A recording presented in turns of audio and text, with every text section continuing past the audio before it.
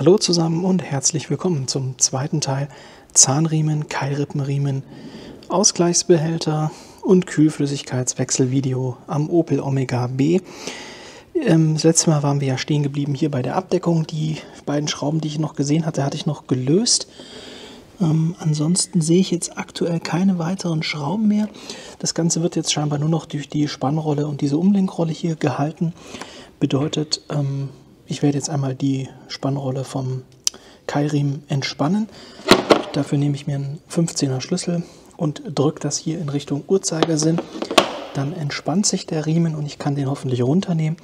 Und dann schaue ich mal, dass ich die Rolle abgebaut bekomme, genauso wie hier diese Umlenkrolle, um dann hoffentlich den Deckel freilegen zu können. Dafür packe ich euch wieder in den Zeitraffer.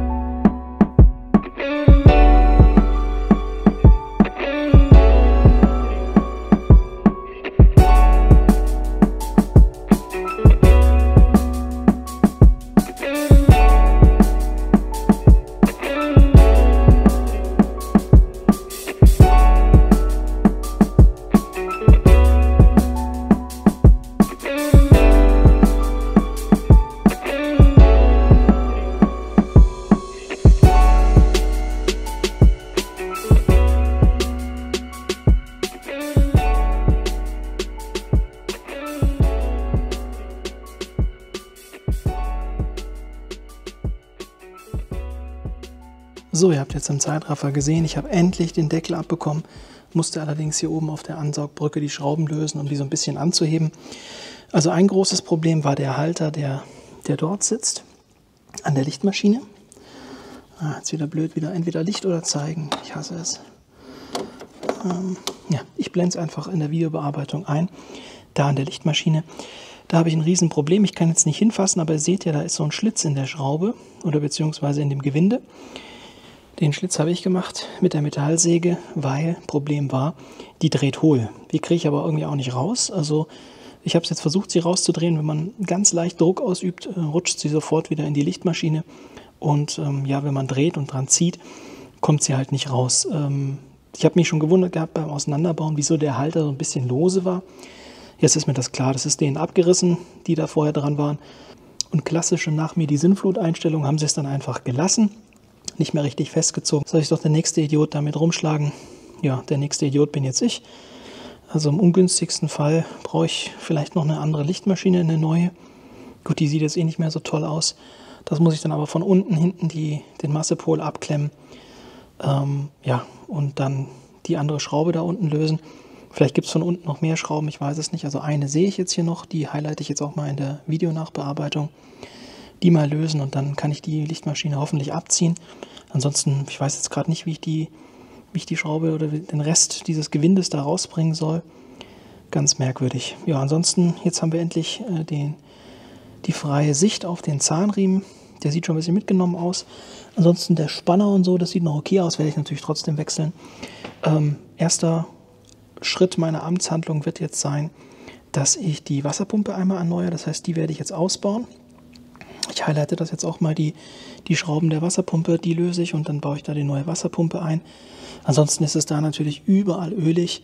Also einen richtigen Reim kann ich mir noch nicht drauf machen, weil ich kann mir nicht vorstellen, dass das von den Zylinderbänken an der Seite dann auch hier vorne runterläuft.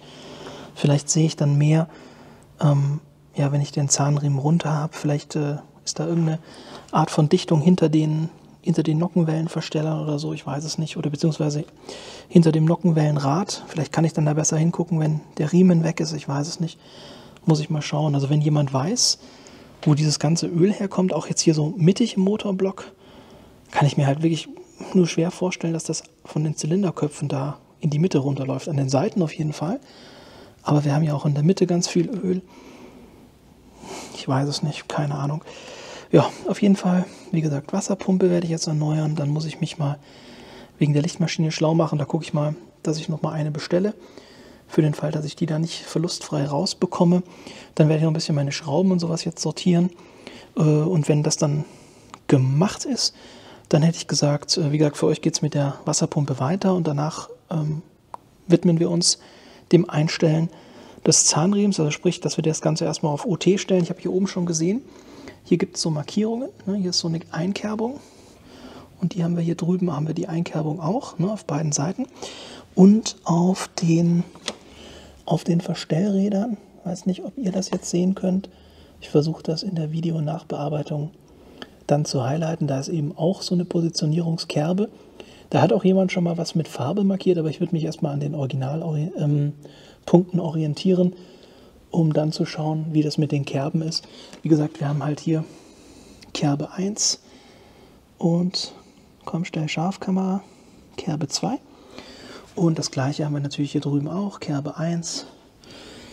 Irgendwo da hinten ist auch noch Kerbe 2, da hinter den Kabeln. Ja, also wie gesagt, für euch geht es jetzt im Zeitraffer mit der Wasserpumpe weiter. Ich werde jetzt erstmal noch ein bisschen Schrauben sortieren, eine Lichtmaschine bestellen und das erstmal gut sein lassen. Aber für euch, wie gesagt, jetzt direkt weiter mit der Wasserpumpe.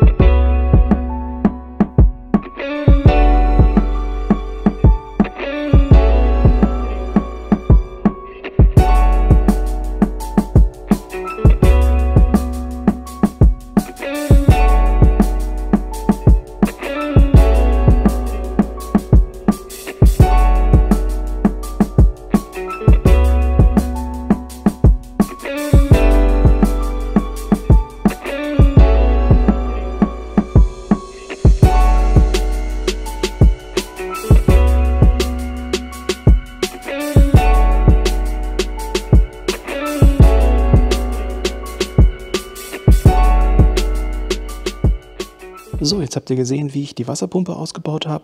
Was wir auch gesehen haben, womit ich ehrlich gesagt nicht gerechnet hatte, dass da noch so viel Wasser rauskommt aus dem Motorblock. Ich hatte ja vorher schon abgelassen. Gott sei Dank hatte ich unten drunter noch meine Wanne stehen. Habe ich jetzt immer noch. Ich weiß nicht, ob man sie sehen kann. Ich drehe mal das Licht. Da ist jetzt meine Wanne. Da ist ein Großteil des Wassers reingelaufen. Ein bisschen was ist nebendran, muss ich gleich sauber machen. Aber auf jeden Fall kam da nochmal ordentlich Wasser. Und wie gesagt, damit hätte ich jetzt erstmal nicht gerechnet. Aber ja gut, so ist es eben. Bedeutet, wenn ihr das macht, auch am besten eine Wanne drunter stellen. Und was wir auch gesehen haben, ist jetzt noch der alte Zahnriemen. Gut, dass ich das gemacht habe mit dem alten Zahnriemen, denn wenn da das ganze Kühlmittel drauf läuft, ist natürlich auch nicht so ideal. Ne? Auch wenn bei mir jetzt hauptsächlich ja, normales Wasser drin war. Aber ja, ist einfach nicht ideal, wenn der nass wird. Deswegen war das die richtige Entscheidung, erst die Wasserpumpe zu tauschen und dann sozusagen im Nachgang den Zahnriemen zu wechseln. Ich habe immer noch das Problem, da habe ich mir jetzt eine neue Lichtmaschine bestellt, hier mit der Schraube, die ja der Werkstatt oder wer auch immer das vorher gemacht hat, das abgerissen ist. Die ist allerdings noch nicht da, das heißt, das können wir jetzt in dem Video nicht machen. Ich habe jetzt, ihr habt das ja gesehen, auch die Rückseite so ein bisschen mit so Multipurpose Silikonfett eingeschmiert. Das steht in meinem Reparaturleitfaden, dass man das machen soll. Das soll verhindern, dass die Wasserpumpe am Block festrostet oder festgammelt. Zum anderen ist es natürlich auch gut für den Dichtring, wenn der ein bisschen geschmiert ist. Und habe alle Schrauben, sind 3 Stück, jetzt mit laut Handbuch 10 Newtonmeter festgezogen. Ich habe jetzt 11 Newtonmeter gemacht. Und ja, jetzt sind wir hier mit der Wasserpumpe fertig. Und jetzt können wir uns die alte Wasserpumpe einmal anschauen, die ich rausgeholt habe. Ihr habt ja auch gesehen, ich habe so ein bisschen mit dem Hammer, so ganz leicht mit so einem gummierten Hammer, habe ich rechts-links geklopft, damit sich das löst. Denn die Werkstatt vorher hatte da scheinbar ein bisschen Silikon verwendet. Und ja, es war einfach ein bisschen festgebacken, ging aber relativ gut raus. Jetzt schauen wir uns mal die alte Wasserpumpe an. So, hier haben wir jetzt die alte Wasserpumpe. Hier ist jetzt Gott sei Dank auch endlich mal ein bisschen Licht. Ich muss mir noch irgendwas überlegen. Es ist immer sehr schwierig, das für euch einzufangen, weil es immer so dunkel ist. Keine Ahnung, wie ich das zukünftig mache, aber irgendwas muss ich mir noch überlegen. Und wir sehen, der Dichtring, der ist schon sehr platt gedrückt. Der liegt praktisch komplett plan auf. Wir sehen hier auch noch so ein bisschen Überreste von dem Silikon, was die verwendet haben. Wie gesagt, laut meiner Anleitung soll da kein Silikon rein. Vielleicht war es auch gar kein Silikon, sondern auch so Mehrzweckfett, allerdings vielleicht halt schwarzes Mehrzweckfett. Ich weiß es nicht genau. Ist jetzt schwer zu beurteilen. So richtig fest ist es nicht. Es könnte also auch Mehrzweckfett sein, was sich einfach eingefärbt hat. Von der Freigängigkeit, also die Wasserpumpe hat noch keine Geräusche gemacht.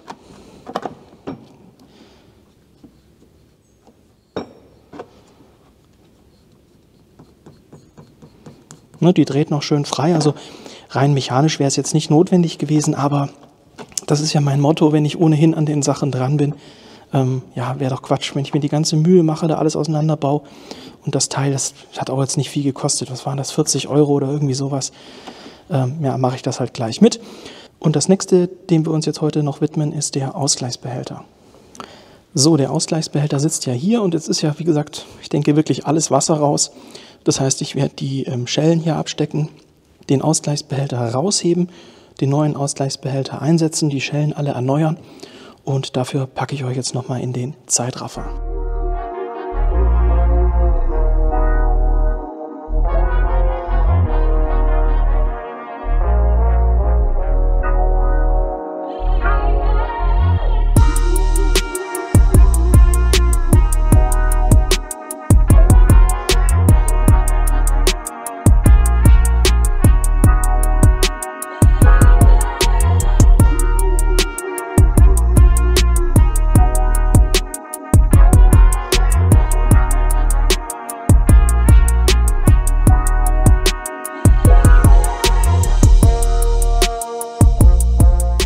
So, jetzt habt ihr hoffentlich im Zeitraffer gesehen, wie ich den Kühlmittelbehälter ausgebaut habe. Es sind insgesamt 3 Wasserschläuche, 2 oben, zeige ich euch gleich am Behälter, und eben einer noch seitlich am Behälter, dieser große dicke. Und die beiden dickeren Schläuche hängen auch nochmal am Behälter, da müsst ihr so einen kleinen Clip lösen.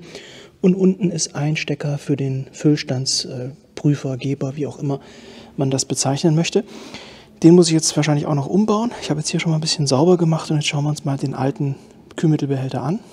So, hier liegt jetzt der alte Kühlmittelbehälter. Wie gesagt, diese 3 Anschlüsse, hier oben einer, hier einer und den dort unten an der Seite. Hier ist diese Klemme, wo ich gesagt habe, dass diese zwei dickeren Schläuche durchgehen. Und auf der Unterseite, genau, da haben wir jetzt eben den entsprechenden Füllstandsgeber. Da muss ich mal gucken, wie ich den ausgebaut bekomme, damit ich den an meinen neuen Behälter ranbaue. Ich werde jetzt auch alle Schlauchschellen tauschen, dass die auch wieder neu sind und natürlich nach oben drehen, dass man da auch wieder gut rankommt. Denn hier bei der bin ich seitlich nicht hingekommen. Deswegen habe ich, ja, rutsch ruhig weg. Deswegen habe ich die hier unten abgebaut, also die geht dann direkt zum Kühler und da war die Schelle so platziert, dass ich rankam, deswegen habe ich sie hier abgebaut, weil ich hatte jetzt keine Lust, auch den Luftfilterkasten abzubauen, nur weil einer die Schelle so blöd gedreht hat. Ja, wie gesagt, ich schaue jetzt mal, dass ich den Füllstandsgeber rausbekomme und ich das auf den neuen Kasten umbaue und dann geht es gleich im Zeitraffer weiter, wie ich wieder alles zusammensetze. So, ein kleiner Zwischenstandsbericht. Es ist natürlich wieder ausgeartet. Es ist wirklich, also es ist zum die Wände hochlaufen teilweise. Ich habe ja hier meinen neuen Ausgleichsbehälter für das Kühlmittel. Der ist schön sauber, da kann man dann auch gut die Farbe und den Füllstand ablesen. Den hatte ich bestellt ohne Sensor, weil ich davon ausgegangen war, ich blauäugiger Idiot, dass man diesen Originalsensor da relativ leicht wieder rausbekommt aus dem alten Gehäuse. Ihr seht schon, es ist nur noch stückchenweise davon übrig, weil ich einfach mir unsicher war, ob der vielleicht innen nochmal gegengeschraubt ist oder irgend so ein Käse. Das habe ich zwar bei dem neuen nicht erkennen können, wenn ich reinschaue. Dann sieht das für mich so aus, als ob man da nichts innen drin verschrauben kann. Aber ich war mir einfach unsicher, deswegen habe ich mir ja hier in mühsamer Kleinarbeit, also das ist wirklich Wahnsinn, was dieses Gehäuse aushält und wie stark das ist. Also ich habe bestimmt eine halbe Stunde da rumgedremelt, um das auseinander zu bekommen, um dann am Ende auch nicht weiter zu sein. Also das Ding kommt da einfach nicht raus, auch wenn ich hier Silikonspray reinjauche. Es will einfach nicht raus. Ich habe mir jetzt noch einen Ausgleichsbehälter bestellt. Ich habe einen gefunden mit Sensor, allerdings wieder Autodoc. Da wisst ihr ja schon, das ist schon ein paar Mal schief gegangen. Ja, auf jeden Fall, ich habe ihn jetzt bestellt. Ich hoffe, der kommt dann bald. Ich probiere jetzt noch ein letztes Mal mit ganz viel Gewalt und einem großen Schraubenzieher, ob ich es nicht doch irgendwie rausgehebelt bekomme. Zur Not geht er halt kaputt. Aber ich habe ja einen neuen bestellt. Es ist ärgerlich, aber was soll ich sagen? So ist es halt. Bedeutet, wenn ihr das macht, um euch diesen Ärger zu ersparen, bestellt euch einen neuen Behälter mit Sensor, prüft das erst, ob das auch wirklich alles kompatibel ist und dann startet sozusagen die Aktion. Ich, wie gesagt, probiere jetzt mal mit etwas mehr Gewalt, ob ich das dann nicht doch rausgehebelt bekomme. Entweder geht es jetzt weiter mit dem neuen Behälter und dem entsprechenden Sensor am Behälter. Ich muss da ein bisschen warten, aber wie gesagt, wenn das jetzt hier abbricht, geht es da weiter oder ich zeige euch nochmal das Endergebnis, gut oder schlecht, von dem, was hier mit meiner Gewaltaktion rausgekommen ist. So, wie ihr sehen könnt, der Sensor ist jetzt raus, allerdings natürlich nicht verlustfrei. Also gut, dass ich den nochmal neu bestellt habe. Es ist super ärgerlich, ich verstehe es gar nicht. Das sieht hier gar nicht so verschnoddert aus, aber trotzdem habe ich den da einfach nicht rausbekommen. Also wie gesagt, ich habe ihn dann rausgehebelt, aber ja, dabei ist dann hier innen drin, ich weiß nicht, ob man das sehen kann, ist es ja relativ schmal unten und da geht diese Platine rein in dieses schmale Stück und beim Raushebeln, ja klar, da, wie gesagt, wenn dann da der Winkel sich verändert, dann bricht das. Das ist eine fantastische Konstruktion. Vielen Dank auch an den absolut genialen Ingenieur, der sich diesen Käse überlegt hat. Ich verstehe es nicht. Man hätte es ja auch so machen können, dass man hier so eine Art Gewinde hat oder dass man hier ein Gewinde hat und man dann das sozusagen hier reinschraubt. Ja? Dann wäre das eine einfache Sache gewesen. Reinschrauben, rausschrauben. Hätte keine große Konstruktionsänderung bedarf. Man kann ja trotzdem, wenn hier ein Gewinde ist, diesen Dichtring nutzen. Es ist einfach, es tut mir leid, dass ich das immer wieder sage, aber ich verstehe nicht, was diese Leute, also das ist einfach schlecht, ja, das ist einfach schlecht, das ist eine ganz beschissene Idee, das so zu lösen. Hier so ein kleines Gewinde mit einem Dichtring oben, so wie sie es haben, einfach hier unten Gewinde, kannst es reinschrauben, kannst es rausschrauben, easy peasy, so hat man wieder so Wegwerfschrott. Alle sprechen immer von Umweltschutz und hier, an die wirklichen Probleme geht keiner ran. Ach, das ärgert mich. So, jetzt müssen wir ein bisschen warten. Also ich muss ein bisschen warten, ihr müsst nicht warten. Ich warte jetzt auf den neuen Behälter mit Sensor und dann geht es gleich weiter beim Neuzusammenbauen des Ausgleichsbehälters. So, jetzt sind noch mal ein paar Tage vergangen. Ich habe jetzt den neuen Behälter bekommen. Ich habe auch gerade getestet, der Sensor passt, also der Stecker am Sensor Ich hoffe, er funktioniert auch. Kleiner Fun-Fact, bei dem neuen Behälter, den ich jetzt über Autodoc bestellt habe, wo eben der Sensor mit dabei war, war kein Deckel dabei. Bei dem anderen Behälter, den ich zuerst bestellt hatte, war ein Deckel dabei, aber kein Sensor. Ja, gut, jetzt habe ich natürlich noch den Originaldeckel. Den werde ich auch, denke ich, wiederverwenden. Der sieht mir von der Konstruktion her irgendwie cleverer aus als dieser Deckel, der jetzt bei dem anderen Behälter dabei war. Ja, mal gucken, vielleicht nehme ich auch doch den neuen Deckel. Mal schauen. Auf jeden Fall habe ich genug Deckel zur Auswahl, das ist kein Problem. Schläuche habe ich, wie gesagt, ja schon vorbereitet mit den neuen Schellen, zumindest da, wo ich die passenden Größen hatte. Den Schlauchanschluss hier hinten, da hatte ich nicht so eine große Schelle, die konnte ich also leider nicht erneuern. Die sah aber noch ganz gut aus. Und jetzt hätte ich gesagt, packe ich euch in den Zeitraffer, wie ich den Flüssigkeits- oder Kühlmittelausgleichsbehälter wieder verbaue.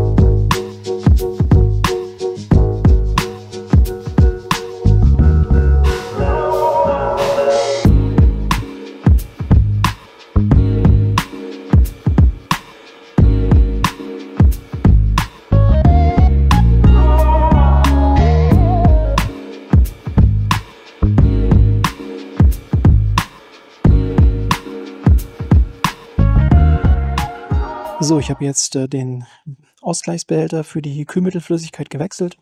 Ich habe jetzt wieder den Originaldeckel genommen, da fühle ich mich irgendwie am besten damit. Ansonsten habe ich die Schläuche, die ich ab hatte, schon mal wieder verbunden. Hier habe ich jetzt neue Schellen gemacht, überall, wo ich eben entsprechende Schellen in richtiger Größe hatte. Ich habe den hier wieder verriegelt, der wird hier seitlich so eingeschoben. Da hat es hier auf der Höhe ungefähr so Nasen, wo man den von hier aus gesehen nach innen schiebt. Das gleiche hat er hier. Und dann wird das hier eben nochmal gesichert mit diesem Clip, mit diesem Metallclip. Wie gesagt, alle Schläuche wieder verbunden. Auch jetzt hier die Schlauchbefestigungen habe ich bereits wieder angebracht. Unten den Sensor verbunden. Da hatte ich auch das Kabel nochmal neu ummantelt, weil das schon so ein bisschen alt war. Ja, das sieht jetzt eigentlich wieder relativ gut aus. Hier natürlich auch die Schelle erneuert. Die einzige Schelle, die ich nicht neu machen konnte, war die von dem großen Schlauch hier da. Da hatte ich keine, die so groß ist. Man sieht das jetzt hier. Da habe ich noch die alte, aber die sieht sehr gut aus. So, und da habe ich gesagt, sind wir für den Teil dann auch durch. Und im nächsten Teil geht es dann tatsächlich an den Zahnriemen. Neue Lichtmaschinen habe ich mir auch bestellt. Da weiß ich noch nicht, wann ich das reinschiebe. Aber im nächsten Teil will ich auf jeden Fall einmal den Zahnriemenwechsel machen. Bedeutet das Ganze auf OT stellen. Also hier hat es ja, wie gesagt, diese Markierungen, 2 Stück hier oben am Deckel.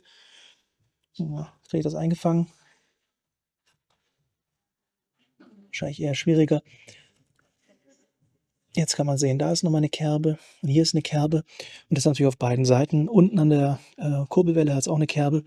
Da muss ich den dann in neutral stellen und dann eben unten am entsprechenden, ja, am großen Schwingungsdämpfer, oder ich weiß gar nicht, ich glaube bei Opel ist das kein Schwingungsdämpfer, bei meinem GM damals, bei meinem Camaro war da ein Schwingungsdämpfer. Auf jeden Fall bei der Rolle, die hier also den Keilrippenriemen auch nochmal mit antreibt oder beziehungsweise ja doch mit antreibt. Die muss ich dann abbauen und dann das eben in Servicestellung bringen. Und unten an der Sternschraube kann ich dann die Kurbelwelle drehen und über die Kurbelwelle halt auch die Nockenwellen hier oben. Die werden dann mitgedreht über den Zahnriemen. Dann muss ich mir so grob mal hier die Vorspannung merken zum Vergleich. Ich habe zwar eine Anleitung, aber ich habe das ja noch nie gemacht. Einfach, dass man sich ein bisschen besser fühlt, wie viel Vorspannung braucht so ein Ding. Und dann eben, wie gesagt, alles in OT-Stellung bringen, das Ganze verriegeln. Da habe ich eine Anleitung, zeige ich euch dann. Dann die Umlenkrollen erneuern. Das sind ja die Spannrollen, die kommen neu. Dieses Teil, da ist auch nochmal eine Umlenkrolle und Spannrolle, die kommt neu.